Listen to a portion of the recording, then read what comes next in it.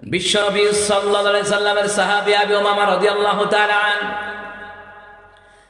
তিনি বলছেন ক্বালা সামি'তু রাসূলুল্লাহি সাল্লাল্লাহু আলাইহি ওয়াসাল্লাম ক্বালা সামি'তু রাসূলুল্লাহি সাল্লাল্লাহু আলাইহি ওয়াসাল্লাম ইয়াকুলু ইকরাল কুরআন, তোমরা কোরআন তেলাওয়াত করো। আবু উমামা বলছেন আমি নিজ কানে শুনেছি রহমতের নবী সাল্লাল্লাহু আলাইহি সাল্লাম বললেন তোমরা কোরআন তেলাওয়াত করো, কোরআন পড়ো, কোরআন বুঝো, কেননা কিয়ামতের ময়দানে এই কোরআন তেলাওয়াতকারীদের জন্য মহান আল্লাহর দরবারে সুপারিশ করবে। সুবহানাল্লাহ।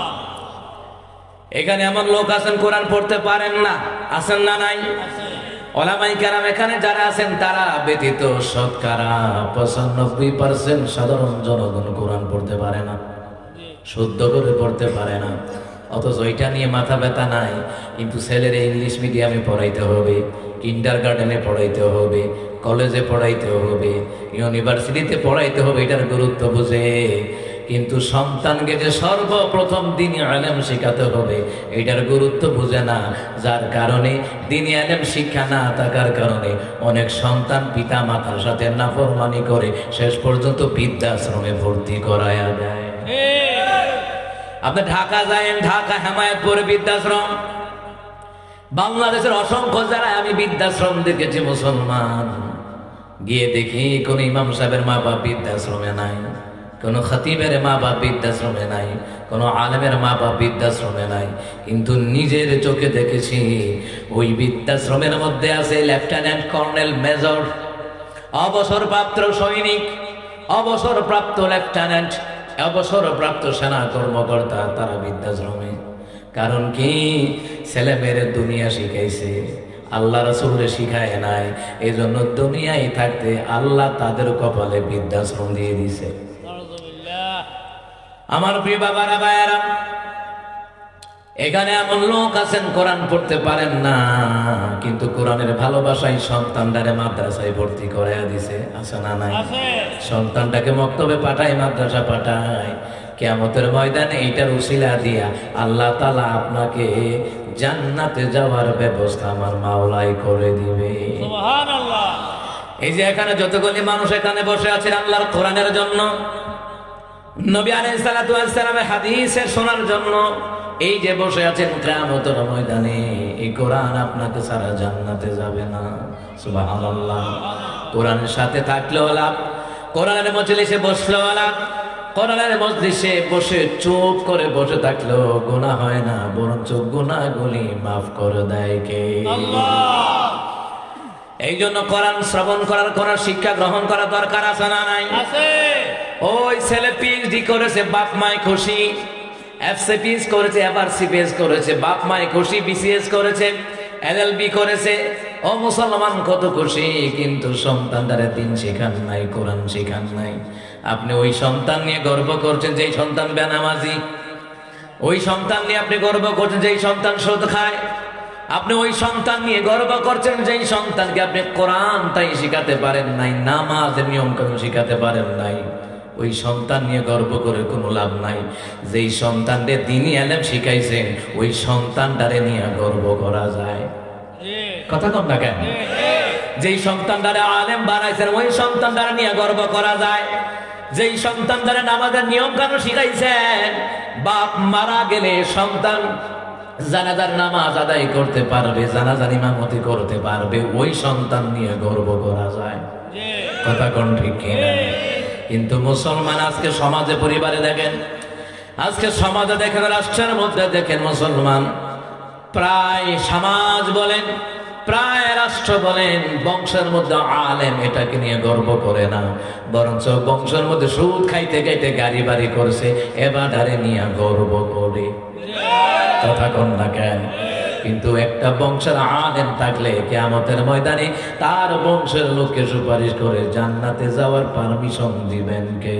আল্লাহ। এই জন্য আপনার সন্তানকে স্কুলে পড়ান, বাধা নাই, কলেজ ইউনিভার্সিটি পড়ান, বাধা নাই, কিন্তু আগে দিন শিখান, আগে তাকে মক্তবে পাঠান, মাদ্রাসায় পাঠান, দ্বীনি ইলম আগে শিখান, নামাজের নিয়ম কানুন শিখান, হালাল হারামের মধ্যে ব্যবধান শিখান, শিরিক কুফর বেদাত এইগুলোর মধ্যে তাকে এই শিক্ষাগুলি আপনি শিখান। সন্তানকে ততটুকু দিনে আলেম শিখাবে যতটুকু দিনে আলেম শিখলে পরে সে মৃত্যুর আগ পর্যন্ত ঈমান আমল করে যেতে পারবে। অন্তত তাসলিমা নাসরিনের মতন নাস্তিক হইতো না। কথা কোন ঠিক না? জাফরুল্লাহর মতন নাস্তিক হবে না। আমার দেশে কয়দিন পর পর নতুন নতুন নাস্তিক উদীয়মান হয়। আগেও ছিল নাস্তিক, এখনো নাস্তিক আছে না নাই? হুজুর দেখলেই তাদের গায়ে চুলকানি আছে না নাই?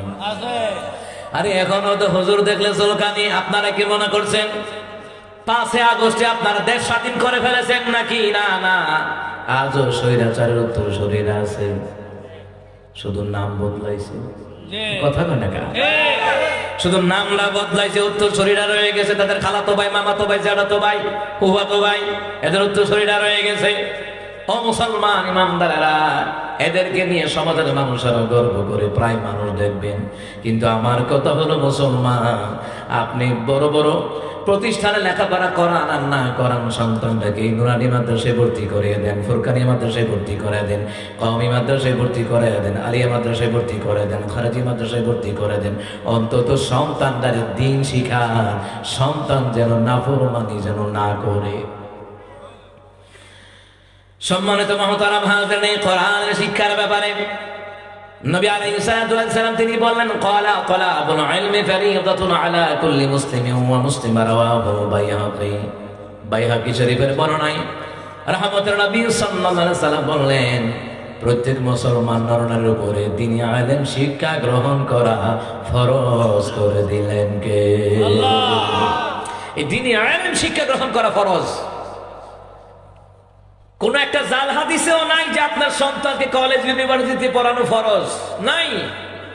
কিন্তু দ্বীনি ইলম শিক্ষার জন্য মাদ্রাসা, মক্তবে, ফুরকানিয়া, কওমিয়া, খারেজিয়া, আলিয়া যত মাদ্রাসা আছে যেখানে দ্বীন শেখানো হয়, কোরআন শেখানো হয়, আগে ওটা শেখাতে হবে, তারপরে দুনিয়াবি শিক্ষা। আগেকার দিনের বাপ মারা, আমাদের বাপ মারা যারা ছিলেন, আপনাদের বাপ মারা যারা ছিলেন, আগে সর্বপ্রথম মক্তবে রীতিমতো পাঠাইতো, না গেলে পিটাইতো। কারণ কি করতো? যে কোরআনটা শিখন লাগবো। আমার আব্বার একটা বুঝ ছিল, আমার দাদা দাদির একটা বুঝ ছিল। কি বুঝ ছিল? বললো কলেজ ভার্সিটির দরকার নাই, আগে মাদ্রাসায় পড়াও, মক্তবে পড়াও। কারণ হলো আগেরকার দিনের মানুষের একটা কাজ হলো, সন্তানকে যদি মক্তবে পাঠাই, মাদ্রাসায় পাঠাই, যদি কোরআন শিখতে পারে, মৃত্যুর সময় যদি কোরআন তেলাওয়াত করে, অন্তত মৃত্যুর যন্ত্রণা থেকে আসান পাওয়া যাবে। সন্তান অন্তত আমাকে জানাজা দিবে। ও মুসলমান ইমানদারেরা, ভালো করে কান লাগা। ছেলে মেয়েরে বেশি পড়াইতো না, আগে মক্তবে কোরআনটা পড়া লোকের পরে। আমার বাবা যখন আমাকে মাদ্রাসায় ভর্তি করে দিল, আব্বার একজন ফ্রেন্ড ছিল স্কুল জীবনের, এরপর আব্বা আড়াই বাড়ি মাদ্রাসায় ভর্তি হয়েছিলেন। এরপর পাঞ্জাবি ধরে লেগে গেছে, আর পড়তে পারে নাই। কিন্তু আব্বার একটা নিয়ম ছিল, আমার সন্তান হলে আমার সন্তানকে মাদ্রাসায় পড়াবো। এখানে একটা কথা বলে নেই, যারা পৃথিবীর জমিনে, দেশের জমিনে আলেম প্রিয় হয়, তাদের ঘরে আলেম জন্ম না হইলেও তাদের বংশে আমার আল্লাহ আলেম পয়দা করে দেয়। কিন্তু যারা আলেম বিদ্বেষী, এদের বংশে আলেম জন্ম হয় না। আমার বাবার ফ্রেন্ড জিজ্ঞাসা করলো, ছেলেরে মাদ্রাসায় পড়াইছে? হ্যাঁ। কি লাভ হইব? এমন আগে কইতো, এখন তো আলহামদুলিল্লাহ অনেক পয়সাওয়ালারাও তাদের ছেলে মেয়েকে মাদ্রাসায় পড়ায়, আলহামদুলিল্লাহ। কিন্তু আগেরকার দিনে বলতো, ও মাদ্রাসায় পড়াই ভাই, না খেয়া মর। আর অথচ খানার অভাব নাই। সুবহানাল্লাহ কন্যা। আমার বাবাই বলল, কামাই খাওয়ার শখ নাই, মাদ্রাসায় দিয়েছে, আমার সন্তানটাকে অন্তত জানাজার নামাজ তো পড়বে, এটার খাতিরে আল্লাহ তাআলার কাছে আমি তো মাফ পাবো। সুবহানাল্লাহ বলেন না? আগেকার দিনের মানুষের এমনই নিয়ম ছিল, ঠিক কিনা কম? আমার বন্ধুরা, আমার বাবারা, ও মুসলমান ইমানদারেরা, সেই মাদ্রাসায় পড়াইয়া আলেম হলে, হাফেজ হলে, বলুন তো দুনিয়ার জমিনে লাভ না লস? বংশের মধ্যে, আপনার বংশের মধ্যে, আপনার গ্রামের মধ্যে একজন যদি আলেম হয়, জোরে বলুন তো, এই আলেম হওয়ার কারণে জোরে বলুন তো, এটা এলাকাবাসীর জন্য লাভ না লস? এই যে টাকা দিয়ে মাদ্রাসা করলেন, মসজিদ করলেন, লাভ না লস? দুনিয়া তো লাভ, আখিরাত তো লাভ।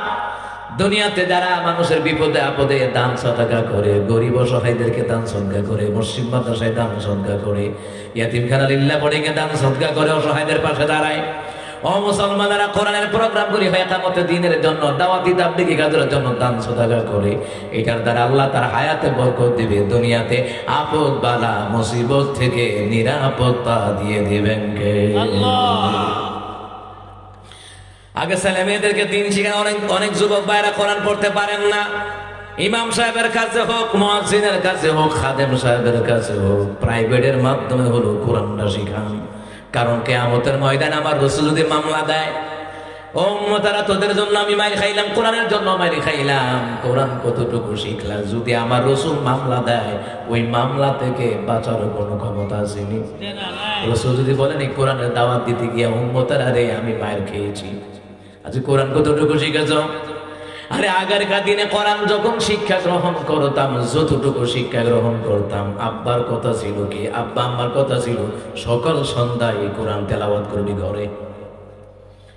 আগেরকার দিনের মা চাচিরা কিন্তু সকাল সন্ধ্যায় কোরআন পড়তো। আর এখনকার যুগের মহিলারা সকাল সন্ধ্যায় টিকটক দেখে, নাটক সিনেমা দেখে। কারণ এখন এক একটা মোবাইল যেন টিভি হয়ে গেছে, ঠিকই না? কম বাচ্চারা দুধ খাওয়া এবারে টিকটক চাইতেছে, আমার হাতে গড়তে খাটতে বইরে গেছে গা, বেডির খবর নাই, ওই কে হয় না।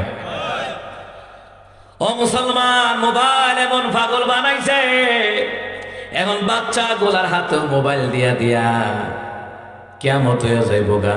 তেজব দিত না ডাইকে চাইয়েন আপনার নাতি, আপনার ছেলের ঘরের নাতি, আপনার ছোট ছেলে মোবাইলে আসক্ত, ওর 100টা ডাক দেন, কিয়ামত হয়ে যাইব গা, এটার খবর নাই। ও মুসলমান ইমানদার, এই মোবাইলে খায়া দিছে। আমরাও তো মোবাইল চালাই, মোবাইলের মধ্যে কোরআনের সফটওয়্যার, হাদিসের সফটওয়্যার, বিভিন্ন কিতাবের সফটওয়্যার, গাড়িতে বসে থাকলে এইগুলি সফটওয়্যারে ক্লিক করে করে পড়ি। কিন্তু অসংখ্য যুবক যুবতীদের মোবাইলে নোংরা ভিডিও ছাড়া, টিকটক ভিডিও ছাড়া, হিরো আলমের ভিডিও ছাড়া আর ভালো কোনো ভিডিও পাওয়া যায় না। অথচ মোবাইলে থাকার কথা কোরআন তেলাওয়াত, মোবাইলে থাকার কথা ওলামায়ে কেরামের নসিহত, কথা কন না কেন?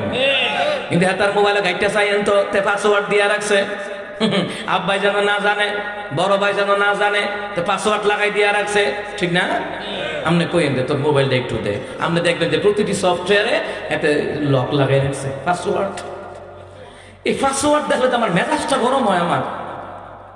আমার মোবাইলে তো পাসওয়ার্ড নাই, এই যে আমার যে মোবাইল নাই তো, কারণ এটার মধ্যে আমার কোনো কিছু নাই। কিন্তু সুরের মন পুলিশ যার মোবাইলও উল্টা পাল্টা জিনিস আছে, এরকম মোবাইলটা একটু দেখো না, পার্সোনাল জিনিস হাত দেওয়া যাবে না। ওরে বাবা রে, কি পার্সোনাল জিনিস নাই তারা? তখন বুঝবো তার মোবাইলে গান বাজনা আছে, তার মোবাইলে টিকটক ভিডিও আছে, তার মোবাইলে অশ্লীল সিনেমা আছে। না হয় আপনারে পাসওয়ার্ড দেয় না। আগে বাপ মার দরকার সন্তানদের দিকে নজর রাখা। এই মোবাইলটা লইয়া দেখি এটার ভিতরে গীতা আছে, আমার দেখা, আমার সামনে লক্ষণ। বাপ মায় যদি সন্তানদেরকে অল্প বয়সে কন্ট্রোল না করেন, এই জন্য বিভিন্ন ওলামায়ে কেরাম বলতেন, মুরব্বীরাও বলতেন, কাঁচাই না নোয়ালে বাস, পাকলে করে টাস টাস। ছোট থাকতে যদি এটারে গইরা না তুলতে পারেন, এটা বড় হইলে আপনার কথা উল্টো না, কথা কোন ঠিক? কারণ এটা তো বড় হইয়া ভাইকে গেছে গা, মাশাআল্লাহ। অহন বাপ মার কথা শুনে না, ভালো লাগে না। ও মুসলমান ইমানদারেরা, কয়দিন আগে এই গত মাসের শেষের দিকে কুমিল্লা আড়াইউরা পালপাড়া ব্রিজের থেকে নামতে রাতের 12টা 1টা বাজে 3 জন মোটরসাইকেলে শেষ, খাম্বার লোকে মেরে দিছে, কারেন্টের খুঁটির লোকে। বিভিন্ন টিভি নিউজে আসছে, ইন্ডিপেন্ডেন্ট, তারপরে চ্যানেল 24 এবং কুমিল্লার কিছু খবরে আসছে। আর আমরা তো দেখছি, আমাদের গাড়ির সামনে 3টা লাশ হয়ে রাখছে। তো আমার সাথে যারা ছিল আমি বললাম গাড়িতে নাই না, দেখ রে কার লাশ জানি। পরে দেখছে আমারে বলতেছে 3 জন লাশ। বাসায় যাওয়ার পরে কয় আমার বাসার লোকে একবারই হেবিটির ফুট বাড়াতি। এই কথাটা বলার কারণ কি, মায় ফোন দিছে, বাবা তাড়াতাড়ি বাড়ি, তাই কয় না কুমিল্লা যায়। মার কথা শুনে নাই, এই জন্য আমাদের মা চাচিরা মুরব্বীরা বলতো বাধা শুনে না গাধা। মুরব্বী বাপ মার কথা শোনে না, গাধা গাধা গাধা শোনে না বাধা। মার কত অপেক্ষা করে আসছে, কিছুক্ষণ পরেই সারছে, স্পটেড, জায়গা শেষ। আমার এই কথাটা বলার কারণ হলো আরেকটা উদাহরণ। বর্তমান যুগে অনেক যুবক যুবতীদের হায়াতে বরকত হয় না। এক নাম্বার আল্লাহর বিধান মানে না, দ্বিতীয় নাম্বার বাপ মার কথা শোনে না, তৃতীয় নাম্বার মুরব্বীদেরকে দাম দেয় না, মানে না, চতুর্থ নাম্বার ওলামায়ে কেরামের কথা গুরুত্ব দেয় না। এই জন্য আগের মতন হায়াতে বরকত হয় না।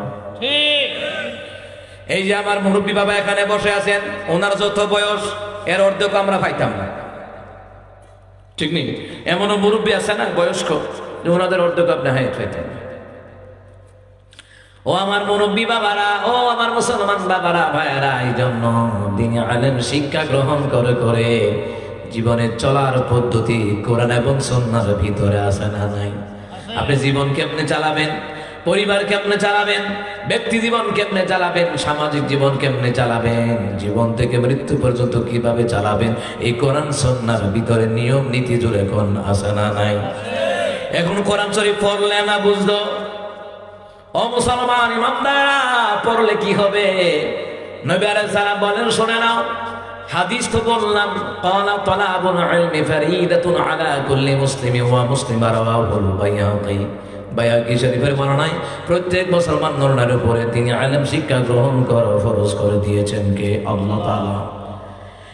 এখন আমরা বলবো, দ্বীনি ইলম শিখলাম, লাভ আমাদের কি হবে? আমরা আমাদের সন্তানদেরকে দ্বীনি ইলম শিখালাম, কি লাভ হবে? মাদ্রাসার শিক্ষক মন্ডলী আছেন, ছাত্রদেরকে পড়াইলাম, কি লাভ হবে? যারা ছাত্র মাদ্রাসায় পড়ে, তারা যে পড়ে, তাদের কি লাভ হবে? নবী আলাইহিস সালাম বললেন, ক্বালান নবী সাল্লাল্লাহু আলাইহি ওয়াসাল্লাম, মা নাহালা ওয়ালিদু ওয়ালাদিহি মিন নাহলি আফদালু মিন আদাবিন হাসান, আও কামা ক্বালা আলাইহিস সালাতু ওয়াস সালাম। রহমতুন নবী বললেন, ওই সকল পিতামাতা উত্তম পিতামাতা, ওই সকল অভিভাবক উত্তম অভিভাবক, যে অভিভাবক নিজের সন্তানদেরকে আদব শিখায়া দেয়, আর আদব শিকার ফ্যাক্টরি হলো নবীর ঘর, মাদ্রাসা। এই মাদ্রাসায় পড়ে যে জ্ঞান অর্জন করা যায়, অন্য কোন প্রতিষ্ঠানে ওই জ্ঞান কখনো অর্জন করা যায় না। হযরত ওমর রাদিয়াল্লাহু তাআলা আনহু একদিন জুমার খুতবা দিলেন। ওনার পরনে 2টা কাপড় পাওয়া গেছে, রিলিফের মাল, 2টা কাপড় পাওয়া গেছে। জুমার খুতবা দিতে যাবেন, এমন সময় একজন দাঁড়ায় বলল, ইয়া আমিরাল মুমিনিন, আপনার খুতবা ততক্ষণ শুনবো না যতক্ষণ পর্যন্ত আমাদেরকে এই ব্যাখ্যা না দিবেন যে আমরা সকলে রিলিফের কাপড় পাইলাম একটা, আর আপনি কাপড় পাইলেন 2টা, ঘটনা কি? এটার জবাব না দেওয়া পর্যন্ত আমরা আজকে আপনার খুতবা শুনবো না। আল্লাহু আকবার। এখন যদি আমরা দেশের নেতারা এই কথা কইতেন, তাড়াতাড়ি মামলা লাগা, কথা কয় না? আমগো দেশের নেতারা যদি এই কথা কইতেন, নেতা সাহেব, আপনার যেই নেতারা ঘরে ঘুমাবার জায়গা পাইতো না, খেতা বালিশ পাইতো না, কম্বল পাইতো না, এরা এখন এসি রুমের মধ্যে ঘুমায়, ঘটনা কি? আপনার নেতা তো দুর্নীতি করে, বিদেশে বাড়ি গাড়ি করে, 1000 কোটি টাকা বিদেশে পাচার করে। আপনার নেতার বিরুদ্ধে বলবেন তো দূরের কথা, আপনি মুখেও আনতে পারবেন না। পরের দিন দেখবেন বড়রা থানায় গায়েবী মামলা দিয়া দিছে কয়েকটা, ঠিক না? আমরা দেখেছি কত আলেমদেরকে, কত কোরআনের কর্মীদেরকে মিথ্যা মামলা দিয়েছে, ও গায়েবী মামলা, কথা কয় না? গায়েবী মামলা দিয়ে হয়রানি। চট্টগ্রামে গেলাম প্রোগ্রামে, বাস খালি, কি খালি? শুধু খালি বাস আর বাস। আমার গিয়া দি বাস খালি, বাস নাই। গিয়া দি কি সব লবণের গোডাউন, ঠিক না? এই যে পেকুয়া, বাঁশখালী, মহেশখালী, ওরা তো লবণ চাষ করে, তাই না? যাই হোক, আমাদের ব্রাহ্মণবাড়িয়াতে আছে সোনারগাঁও, গিয়ে দিই পুরাটাই মাটির গাঁও। আপনারা গেলে দেখবেন হেইয়া সোনার লোকে কোনো মিল নাই, হেইয়া মাটির লোকে মিল আছে। আমাদের জমিতে চাষ করতে একজন লোক, আব্বার খুব প্রিয় মানুষ, তা আব্বা কইতো যে আমরা ক্ষেত্রা চাষ করতেছে, একটু গিয়ে দেখি। আমি কি আব্বা চাষ করে কেনা, মানে হাল চাষ করতেছে। আব্বা ক লাল মিয়া, আমি কি তাইলে আমি জানু, কারণ হইল লাল মিয়া না জানি কত লাল, হমা গিয়া দি কালা। আমি কি আব্বা লাল মিয়া না, কানা? আব্বা আপনার না কইছেন লাল মিয়া, বেটা কালা না, হায় মাতিস না। ও মুসলমান ইমামদারেরা, অনেক সময় নামের সাথে কাজের কোনো মিল থাকে না। এই কথাটা বলার কারণ হলো ক্ষমতায় আসার আগে কয়ে মদিনা সনদে রাষ্ট্র চালাইব, ক্ষমতায় বসার পরে আবু জাহেলের সনদে রাষ্ট্র চালায়। ক্ষমতায় আসার আগে তসবি পরে দেখছেন না, এই তসবি পরা দেখলাম না তো কইবেন মনে হয় হযরত রাবিয়া বসরি রহমাতুল্লাহ আলাইহি নাকি তসবি পরে সুবহানাল্লাহ সুবহানাল্লাহ। আসলে সুবহানাল্লাহর তসবির মূল্য আমরা বুঝছি না, এটার মারেফতে কি আছে। এটার মারেফত ছিল কি জানেননি? আজ আপনারা কইয়া দিয়া যাই।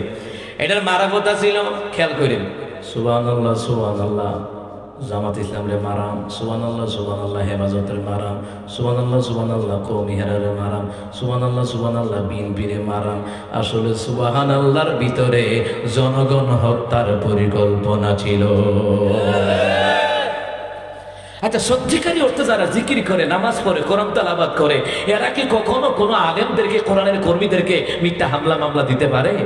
কারণ নামাজ পড়ে তো সে তাকওয়াবান, সে জিকির করে, নামাজ পড়ে, মডেল মসজিদ হাজার হাজার শত শত মডেল মসজিদ বানাইছে মাশাআল্লাহ। একবার রাবিয়া বসরির মতন ওমা কান্দি ফেরাউনের খালাতো বোন, কথা কয় না।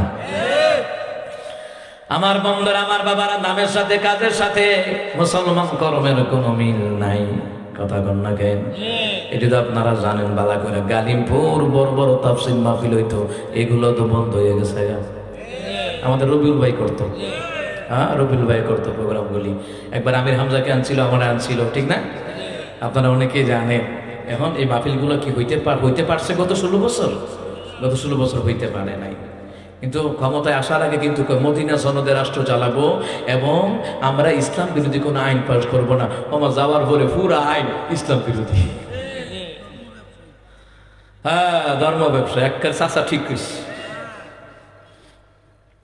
ও মুসলমান ইমানদাররা, আসাদুজ্জামান খান কামাইল্যা, কেডাইডা কামাইল্যার হারুনিয়া, এরা আলেমদেরকে নিয়ে সিনেমিনি খেলছে। আসাদুজ্জামান খান কামাল স্বরাষ্ট্রমন্ত্রী, ঠিক না? পুলিশে কয় স্যার একটারে মারলে আর একটাই, এদের ভিডিওটি দেখেন নাই? কয় স্যার কেমনে মারতাম, একটারে মারলে তো আরো 10 জন আইয়া উঠে। মানুষ মাইরা চাইছে ক্ষমতায় থাকার জন্য। ওরা চাইছিল 41, আল্লাহকে যে আলামত শুরু করছো 41 পারতি না, 24-এ বিদায় নিস। কথা কণ্ঠে কিনা? যাই হোক আমার বাজানারা, ভবিষ্যতে যারা ক্ষমতায় আসবে তাদের স্বৈরাচারীদের পতন থেকে শিক্ষা গ্রহণ করা দরকার আছে না নাই? ভবিষ্যতে যারা ক্ষমতায় আসবে, আসাদও ফলাইছে, এর কাছ থেকে তো শিক্ষা নেওয়ার দরকার আছে না নাই? আপনি মেম্বার হন, আপনি নেতা হন, ও মুসলমান, আপনি হেফাজতের নেতা হন, বিএনপির নেতা হন, কওমির নেতা হন, আলিয়ার নেতা হন, জামাতের নেতা হন, হেফাজতের নেতা হন, চরমোনার নেতা হন, কোনো সমস্যা নাই। কিন্তু নেতা হওয়া লাগবে, কর্মী হওয়া লাগবে সৎ চরিত্রবান। নেতা হওয়া লাগবে ওমরের মতন, আবু জাহেলের মতো না। নেতা হওয়া লাগবে মুসার মতন, ফেরাউনের মতো না। নেতা হওয়া লাগবে ইব্রাহিম নবীর মতন, নমরুদের মতন। নেতা হওয়া যাবে যদি এরপরে শিক্ষা গ্রহণ না করে, তো কখনো দুর্গতি আছে। আর ডক্টর মিজানুর রহমান আজহারি সাহেব ইতিমধ্যে তিনি পেকুয়ার ময়দানে লক্ষ লক্ষ জনতার সামনে জাতীয় ঐক্যের কথা বলেছেন। তিনি চমৎকার একটা উক্তি দিয়েছেন যে আমরা যখন একা থাকি তখন হচ্ছে আমরা ব্যক্তি, আর আমরা সবাই যখন ঐক্যবদ্ধ হয়ে থাকি তখন আমরা শক্তি। কারণ এই দেশে ইসলামী দলগুলো যদি ঐক্য না হয়, ভবিষ্যতে পিঠের চামড়াও থাকবে না। মনে রাখেন, আপনি হেফাজত বলেন, কওমি বলেন, জামাত বলেন, ইসলামী আন্দোলন বলেন, শানে সাহাবা বলেন, রাবেতাতুল ওয়াইজিন বলেন, যত ইসলামী সংগঠন আছে ঐক্যবদ্ধ হওয়াই লাগবে। কথা কোন ঠিক না? আমার বন্ধুরা, আমার বাবারা, আমির আল মুমিনিন রাদিয়াল্লাহু তাআলা আনহুকে বললেন, দেখছেন নি দাঁড়াইছে কেমন সাহসে তার কণ্ঠ। দাঁড়াকে আমির আল মুমিনিন, ও আমির আল মুমিনিন, বর্ণনা দেন আপনি 2 টাকা পাইতে পাইলেন, আমরা ওগুলো একটা একটা পাইছি। আমির আল মুমিনিন বললেন, আজকে আমি এটার জবাব দেব না, আমার ছেলে হযরত আব্দুল্লাহ এটার জবাব দেবে। সুবহানাল্লাহ, জোরে পড়ে সুবহানাল্লাহ। আমার ছেলে আব্দুল্লাহ দেবে। হযরত আব্দুল্লাহ রাদিয়াল্লাহু তাআলা তিনি বললেন, আপনারা আমার আব্বাকে প্রশ্ন করছেন, তবে জেনে নেন আপনারা যেমন একটা করে রিলিফের চাদর পেয়েছেন, আমার বাবাও রিলিফের একটা চাদরই পেয়েছে। কিন্তু আজকে জুমার দিন বাবা খুতবা দেবেন, কিন্তু একটা কাপড় দিয়ে উপরে ঢাকলে নিচটা খোলা থাকে, অর্থাৎ নিম্নগামী, এটা প্রকাশ হয়ে যায়, অর্থাৎ পা হাঁটু এগুলো দেখা যায়। উপরে দিলে নিচেদা খোলা, নিচেদা দিলে উপরদা খোলা থাকে, সতর টাকা পুরাপুরি হয় না। আমি আব্দুল্লাহ আমার বাবাকে আমার নিজের যেটা রিলিফের চাদর পেয়েছে ওটা বাবাকে দিয়ে দিলাম, যাতে করে বাবা আজকে অন্তত আপনাদের সম্মুখে যেন জমার খুতবাটা দিয়ে দিতে পারে। আচ্ছা, এই যে রীতিনীতি কোথা থেকে শিখছে? ইসলাম থেকে। কে শিখাইছে? ইসলাম শিখিয়েছে, কোরআন শিখিয়েছে, রাসূল সাল্লাল্লাহু আলাইহি ওয়াসাল্লাম হাদিস শিখিয়েছে। এই ইসলামী শিক্ষা ছাড়া এই শিক্ষা অন্য কোনো প্রতিষ্ঠানে পাওয়া যাবে না। তো অন্য কোনো প্রতিষ্ঠানে পাওয়া যাবে না, একমাত্র মাদ্রাসায় এই শিক্ষাগুলি পাওয়া যাবে। রীতি নীতি, ইনসাফ, এগুলি ন্যায় বিচার প্রতিষ্ঠা, একামতে দ্বীনের কাজ, দাওয়াতে তাবলীগের কাজ, এই রীতিনীতি পাবেন ইসলামের ভিতরে, ইসলামের মধ্যে পাবেন, ইসলামের দ্বীন শিক্ষার মধ্যে পাবেন, এর বাইরে পাবেন না। ও মুসলমান ইমানদাররা, এই জন্য ইসলামের রীতিনীতি শিখলে হলে আমাদের কি করা লাগবে?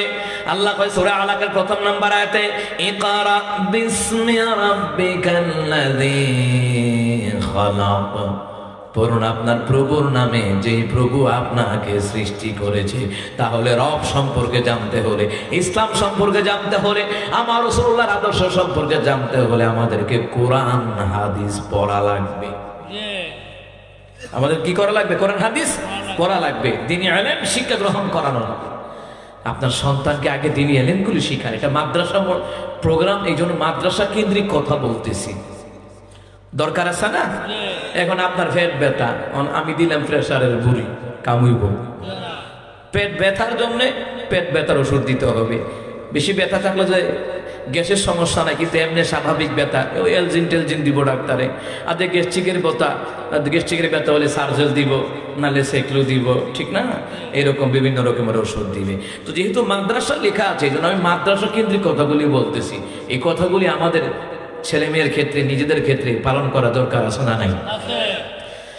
রব সম্পর্কে জানতে হলে পড়ন লাগবে। পড়লে কি হয়? কোরআন সুন্নাহ পড়লে আল্লাহ তাআলা, কোরআন হাদিসের ইলম অর্জন করলে আল্লাহ তাআলা জিরো থেকে হিরো বানায় দেয়, হযরত ওমর ফারুকের মতো। সুবহানাল্লাহ। আমিরুল মুমিনিন সফরে বের হলেন, খেয়াল করেন, সফরে বের হয়ে গেলেন। যখন তিনি সফরে বের হলেন, শত শত মাইল সফর করলেন। হঠাৎ করে ওনার পেটের মধ্যে ক্ষুধা লেগে যায়। আশেপাশে কোনো দোকানপাট নাই, বাজার সদাই নাই, কোনো কিছু নাই। তিনি তীব্র ক্ষুধা যন্ত্রণার মধ্যে পড়ে গেলেন। ধৈর্য ধারণ করে রইলেন, কারণ আল্লাহ বলেছেন, ধৈর্য ধারণের কথা আল্লাহ তাআলা বলেছেন।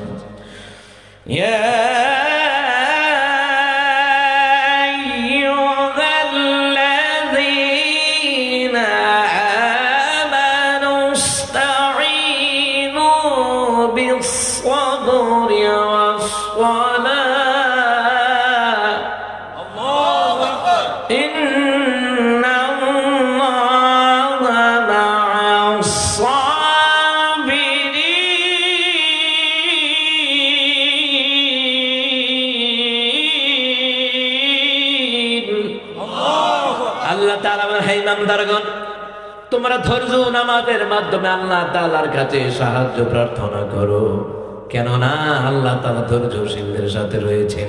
আবার পরের আয়াতে বললেন, ভালো করে খেয়াল লাগান ও মুসলমান ইমানদারেরা, ওয়ালা তাকুলু লিমান ইউকতালু ফি সাবিলিল্লাহি আমওয়াত বাল আহইয়াউ ওয়ালাকিন লা তাশউরুন।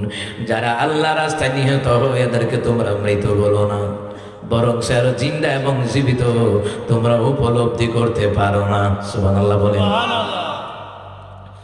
এরপরের আয়াতে আল্লাহ কি বলছেন? ওয়ালা নাবলুওয়ান্নাকুম বিশাইইম মিনাল খাউফি ওয়াল জু' ونقص من الأموال والأنفس والثمرات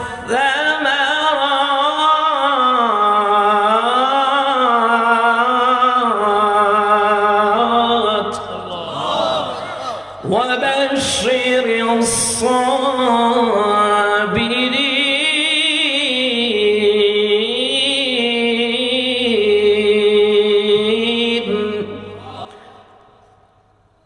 আমার আল্লাহ তাআলা বলেন আমি অবশ্যই তোমাদেরকে পরীক্ষা করব। খেয়াল করেন, পৃথিবীতে যত আপনি আমি আল্লাহর ওলি হই না কেন, আল্লাহ পরীক্ষা করবেনই। আল্লাহ তাআলা পরীক্ষা ছাড়া আল্লাহ তাআলা আপনাকে দুনিয়া থেকে নিবে না, পরীক্ষা দেওয়াই লাগবে। মুসলমান ইমানদারেরা এক ক্লাস থেকে আরেক ক্লাসে উঠতে গেলে পরীক্ষা দেওয়া লাগবে। মুসলমান যদি মরার পরে জান্নাত পেতে চায় দুনিয়ার জমিন থেকে পরীক্ষা দিয়ে যাওয়া লাগবে। পরীক্ষা না দেওয়া ছাড়া আপনি যাইতে পারবেন না, দুনিয়া থেকে পরীক্ষা করবেনই আল্লাহ তাআলা। আল্লাহ রাব্বুল আলামিন বললেন আমি অবশ্যই তোমাদেরকে পরীক্ষা করব, অল্প ধন সম্পদ দ্বারা, ক্ষুধা ভীতি দ্বারা, ভয় ভীতি দ্বারা, পেটের ক্ষুধা দ্বারা আমি আল্লাহ তাআলা অবশ্যই পরীক্ষা করব। অল্প ফলমূল্য দ্বারা আমি আল্লাহ তাআলা তোমাদেরকে পরীক্ষা করব। হে রাসূল আপনি তাদেরকে সুসংবাদ দিয়ে দেন তারা যেন ধৈর্য ধারণ করে। সুবহানাল্লাহ, আপনি তাদেরকে সুসংবাদ দেন ওরা যেন ধৈর্য ধারণ করে। এই যেমন আমরা প্রোগ্রামে বের হই, আপনারা অনেক জায়গায় ব্যবসা করতে যান, বিভিন্ন জায়গায় জার্নি করেন, সময় মতো খানা হয় না, কিন্তু ক্ষুধা কিন্তু লাগিয়ে রয়েছে পেটের ভিতরে। ইউক্রেন রাশিয়া যুদ্ধ লেগে রয়েছে, ঠিক না? কিন্তু আশেপাশে কোনো হোটেল নাই, কই খাবেন? এই যে একটা কষ্ট, এই যে একটা কষ্ট হচ্ছে না, আল্লাহর কাছে তখন দোয়া করুন, আল্লাহ ক্ষুধার জ্বালায় কষ্ট হয়েছে, আল্লাহ এর বিনিময়ে আপনি উত্তম যাজা দিয়েন। মাসকাতুল মাসাবি হাদিসের মধ্যে আছে জুতার ফিতা ছিঁড়ে গেলেও আল্লাহর কাছে বলবেন আল্লাহ এটার বরকতে আপনি আমাকে উত্তম যাজা দিয়েন। সুবহানাল্লাহ বলবেন না? ও মুসলমান ইমানদাররা, তাহলে ওমর ফারুক রাদিয়াল্লাহু তাআলার পেটের মধ্যে খোদার যন্ত্রণায় হোটেল খুঁজতে আসে নাই, খাবারের জায়গা খুঁজতে আসে নাই। হঠাৎ করে দেখছেন একজন রাখাল কতগুলো বকরি নিয়ে এই পাশে দৌড়ায় ও পাশে দৌড়ায়। বকরি কি কথা কয় নাকি? এই বকরির কথা কইয়া ডক্টর মিজানুর রহমান আজহারী হন বিপদ আছে। 6 বছর আগের আলোচনা করছে। এইটা হন কিছু কিছু ভণ্ডরা মানে কি করছে জানেননি? আপনি দেখেন যে ওরা কত মিথ্যাবাদী মানুষ। ওই যশোরে আলোচনা করছে, এটার ভিডিও ক্লিপটা আর 6 বছর আগের ওয়াজের অডিওটা এটার মধ্যে লাগাই দিছে, কিন্তু ঠুটে বেডে বলে মিলে না, ঠুটে আর ওইটার বয়সে মিলে না। কিন্তু ওইটা হচ্ছে 2018 সালের আলোচনা, ওটার সাথে লাগাই দিছে ওই নাকি আল্লাহ রাসূলকে খাও বয় বলেছেন, মানে বকরি পালক অত বকরি ছেলে, অথবা তিনি যে বকরি পালন করতেন রাখাল ছিলেন এটা বলেছেন। তো এটার জন্য তিনি অনেক আগে অনুতপ্ত হয়েছেন। আচ্ছা, মানুষ জেনা করে, মানুষ হত্যা করে, শিরিক করে, কুফর করে, আল্লাহর কাছে তওবা করলে আল্লাহ মাফ করে দেয়, আর এটা একটা ভুল। হ্যাঁ, এটা শব্দ চয়নে ভুল আছে। তিনি তো অনেক আগে এটাকে তিনি লাইভে এসে কিন্তু তিনি এটা স্বীকারোক্তি দিয়েছে যে আমি দুঃখ প্রকাশ করছি, আমার শব্দ চয়নে ভুল হয়েছে। ওইটা এখন লাড়া দেওয়া মানে কি? মানে তোমরা আলেমদেরকে ঐক্য হইতে দিতা না। এই দেশের মধ্যে স্বৈরাচারের গোষ্ঠীরা চাচ্ছে, ওরা দালালরা চাচ্ছে এই দেশে আলেমরা যেন ঐক্য না হয়, ইসলাম যেন কায়েম না হয়। কথা কোন ঠিক কিনা? ওরা এটাই চাচ্ছে। আল্লামা মামুন সাহেবের মাহফিলে হাজার হাজার লোক, মুফতি আমির হামজার প্রোগ্রামে হাজার হাজার লোক, চরমনা হুজুরের প্রোগ্রামে হাজার হাজার লোক। ও মুসলমান, আমাদের আজহারী সাহেবের মাহফিলে হাজার হাজার লক্ষ লক্ষ লোক হয়। আচ্ছা, এটা কি ইসলামের জন্য কল্যাণ নয়? এটা ইসলামের জন্য কল্যাণ। কিন্তু আগের ভিডিও ছেড়ে দিয়ে তুমি কি বোঝাতে চাও? তুমি তো মুনাফিক মার্কা মুসলমান, তুমি মুসলমানের বিবেক ছড়াচ্ছ, আর নাস্তিকের লগে তুমি তাল মিলাচ্ছ। 6 বছর আগের আলোচনা। আচ্ছা, আপনারা কোন আপনি যখন তওবা করে ইস্তেগফার করে আল্লাহর কাছে ক্ষমা চাইবেন, আল্লাহ তাআলা কোনোদিন আপনার পূর্বের গুনাহ নিয়ে আল্লাহ খোঁটা দিবেন না। রাসূলও বলেছেন যে পূর্বে যদি কেউ ভুল করে থাকে, গুনাহ করে থাকে, সে যদি তওবা করে সংশোধন হয়ে ফিরে আসে থাকে, ওটার জন্য তাকে খোঁটা দিও না। সুবহানাল্লাহ বলবেন না? এটা ইসলাম শিক্ষা দেয়। যাদের মধ্যে এরকম ন্যূনতম ইসলামের জ্ঞান আছে, এরা পুরাতন কথা নিয়ে কুদাকুদি খুসাখুসি কখনো করবে না। একমাত্র মুনাফিকেরাই করতে পারে। কথা কোন ঠিক না? যাই হোক, রাখালকে দেখলেন, আমির আল মুমিনিন বললেন, ও রাখাল, রাখাল এই বকরি থেকে একটা বকরির দুধ দহন করে আমাকে কি দেওয়া যায়? প্রয়োজনে আমি মুদ্রা দেব, টাকা দেব, দিরহাম দেব। রাখাল বলে, না, আমি তো আপনারে চিনি না, আর চিনলেও আমি দিতাম না। কারণ হলো এই বকরির মালিক, এই বকরির পালের মালিক আমি নয়, আমার মনিব হচ্ছেন এটার মালিক, আমি দিতে পারি না। আমির আল মুমিনিন তিনি কি ভাবলেন?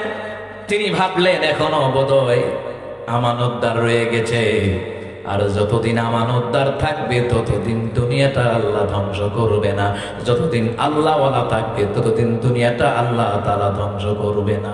সুবহানাল্লাহ পড়েন। তো আমিরুল মুমিনিন ওমর ফারুক রাদিয়াল্লাহু তাআলা তিনি ভাবলেন যে আচ্ছা একটু লোভ দেখাই, একটু পরীক্ষা করি, আরেকটু পরীক্ষা করি। তিনি আরেকটু পরীক্ষা করে বলেন, আচ্ছা একটা কাজ করতে পারো, দুধ দহন করে না দিলা, একটা বকরি আমার কাছে বিক্রি করে দাও, একটা বকরির ছানা আমার কাছে বিক্রি করে দাও, প্রয়োজনে তুমি টাকা পাবা, মুদ্রা পাবা, কিংবা দিরহাম পাবা। আর সৌদি আরবের বর্তমান ভাষা হচ্ছে কি রিয়াল, নাকি রিয়াল পাবা, যেটাই হোক, আমরা মুদ্রা বলি, রিয়াল বলি, টাকা বলি বাংলাদেশের ভাষায়, আচ্ছা টাকাই দেব।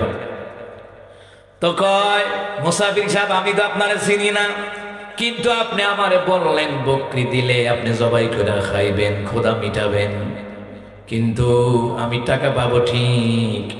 মালিক যখন বাড়িতে যাওয়ার পরে একটা একটা করে বকরি গণনা করবে, একটা বকরি যদি হিসাবে কম হয় তখন আমি কি জবাব দিব? তখন আমি কি জবাব দিব? হযরত ওমর ফারুক বললেন, তখন বলবা বাঘে খাইয়া লাইছে, স্বাভাবিক কথা, বাঘে খাইতেই পারে, যেহেতু ডান পাশে বাম পাশে বন জঙ্গল রয়েছে, খেতেই পারে। বলে মালিকের কাছে যুবক বলে, ও মুসাফির সাহেব, আমি মালিকের কাছে মিথ্যা কথা বলে হয়তোবা দুনিয়াতে আমি বাঁচতে পারবো, কিন্তু আখিরাতে কিয়ামতের ময়দানে আল্লাহ যখন জিজ্ঞেস করবেন, ওই আল্লাহর হিসাবের কাঠ করা থেকে তো আমি বাঁচতে পারবো না। সুবহানাল্লাহ, জোরে আওয়াজ দিয়ে বলে সুবহানাল্লাহ। এই শিক্ষা কি ভার্সিটি না মাদ্রাসায়? ভার্সিটি না মাদ্রাসায়? ইসলাম না ইসলাম ছাড়া? ইসলামের মধ্যে এই শিক্ষাগুলি পাবে। আমির আল মুমিনিন বললেন, যুবক, তোমার মতন যুবক যদি এই পৃথিবীর জমিনে থাকে, অন্তত জেনে রাখো কোন মানুষ তার মানুষের উপরে আক্রমণ, হিংস্র জানোয়ারের দ্বারা ক্ষতিগ্রস্ত করতে পারে না। এমনকি ওই রকম যদি শাসক থাকে, বাদশা থাকে, যুবক থাকে, এদের দ্বারা ইসলামের কল্যাণ হবে, কখনো ইসলামের ক্ষতি হবে না। আজকে ইসলামের ক্ষতি করছে কারা? যাদের মধ্যে ইসলামের জ্ঞান নাই, কোরআনের জ্ঞান নাই, হাদিসের জ্ঞান নাই, নাস্তিকে সুরে সুরে তাল মিলায় কথা কয়, এদের দ্বারা ইসলামের ক্ষতি হয়। হয়তো ওমর ফারুক বলেন, তুমি কি আমারে চিনছো? কয়, না, চিনি না। আমি হলাম অর্ধেকটা পৃথিবীর শাসক, যার নাম হলো আমির আল মুমিনিন ওমর ফারুক রাদিয়াল্লাহু তাআলা। সুবহানাল্লাহ। যুবক কখন কয় ইন্না লিল্লাহ, এতক্ষণ এবার কথা কইছি। ওমর কয়, না, ভয় পাওয়ার কোনো কারণ নাই, তোমার মধ্যে যে তাকওয়া দেখেছি, এরকম তাকওয়াবান প্রতিটি ঘরে ঘরে, সমাজে, দেশের মধ্যে এইরকম তাকওয়াবান যুবকের দরকার। এই সমাজ যদি বদলাতে চান, তাকওয়াবান যুবকের দরকার। এই দেশ যদি বদলাতে চান, তাকওয়াবান শাসকের দরকার, যাদের দ্বারা অন্য কোন ভিন্ন দলের নেতা কর্মীর উপরে কোন আক্রমণ হবে না, হামলা মামলা হবে না, রিমান্ড হবে না, আইনাগর হবে না। কথা কোনটা কিনা? এমন শাসকের দরকার যে শাসকের মধ্যে তাকওয়া থাকবে, সব সময় হক কথা বলবে, ন্যায় কথা বলবে। আল্লাহ তাআলা বলেন, ইয়া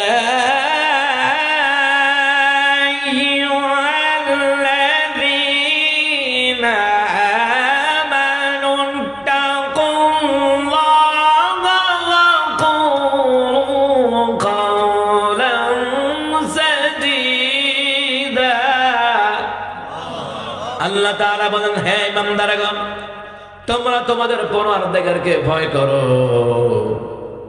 সদা সর্বদা সত্য কথা বলো। সুবহানাল্লাহ বলেন। আপনার বউ আপনারে ভালোবাসে, আপনার ভাই বোন আপনারে ভালোবাসে, আপনার মা বাবা আপনাকে যতটুকু ভালো না বাসে এর চাইতে বেশি ভালোবাসেন আমাদেরকে কে? আল্লাহ। কিন্তু মুসলমান সমাজে হক কথা বলে দেখেন, সমাজে যখন হক কথা বলবেন সমাজের লোকেরা আপনাকে ভালো নজরে দেখবে না। ভাইয়ের সাথে হক কথা বলেন, ভাই কইব, বোনের সাথে বলেন, মা বাবার সাথে বলেন, হক কথা বললে যখন দেখবেন পরিবারের লোকেরা সমাজের লোকেরা আপনার কাছ থেকে মুখ ফিরে নিয়েছে, বুঝবেন আল্লাহ আপনার প্রতি খুশি, এদের প্রতি নারাজ। এদের প্রতি যদি আল্লাহ খুশি থাকতো হক কথা তারা অনায়াসে তারা মেনে নিত। আমার বন্ধুরা, আমার বাবারা, এই ন্যায় নীতি, ইনসাফ, দ্বীন ইসলামের শিক্ষা, জীবন থেকে জন্ম থেকে মৃত্যু পর্যন্ত কিভাবে জীবন যাপন করবেন, রাষ্ট্র চালাবেন, সমাজ চালাবেন, পরিবার চালাবেন, এই কোরআনুল কারীমের মধ্যে এটা রীতিনীতি দেওয়া আছে না নাই? এই জন্যই তো আল্লাহ কই পড়ো, ইকরা বিসমি রাব্বিকাল্লাযী খালাক, পড়ুন আপনার প্রভুর নামে, যেই প্রভু আপনাকে সৃষ্টি করেছে। আমার রব সম্পর্কে জানতে হলে পড়ার দরকার। যারা ব্যাংকের মধ্যে চাকরি নেই এরা কিসের উপরে পড়ে কোন তো? অ্যাকাউন্টিংয়ের উপরে পড়ে। হ্যাঁ, থ্যাংক ইউ, শুকরিয়া, জাযাকাল্লাহ। অ্যাকাউন্টিংয়ের উপরে পড়ে, এটা বলে কমার্স বলে যেটাকে, না কমার্স বলে যেটাকে, কমার্স আর্টস সায়েন্স, ঠিক আছে? তো সে ব্যাংকে চাকরি নিতে হলে কি করতে হবে? তাকে অ্যাকাউন্টিংয়ের উপরে পড়াশোনা করতে হবে, কমার্স সাবজেক্টটা তাকে নিতে হবে। কিন্তু আমরা যদি আল্লাহ তাআলার বিধিবিধান সম্পর্কে জানতে চাই আমাদেরকে পড়া লাগবে। কথা কন ঠিক কিনা? ছেলে মেয়েদেরকে ফারায়েদের বিষয় কেমনে জবে জায়গা তুমি বন্টন করে দিবেন, এটা অন্য কোন গ্রন্থে পাবেন না, এটা পাবেন কোরআনের মধ্যে আছে, হাদিসের মধ্যে। এই বিষয়ে আপনাকে পড়াই লাগবে। এক কথায় রবের বিধিবিধান সম্পর্কে জানতে হলে আমাদের পড়া লাগবে।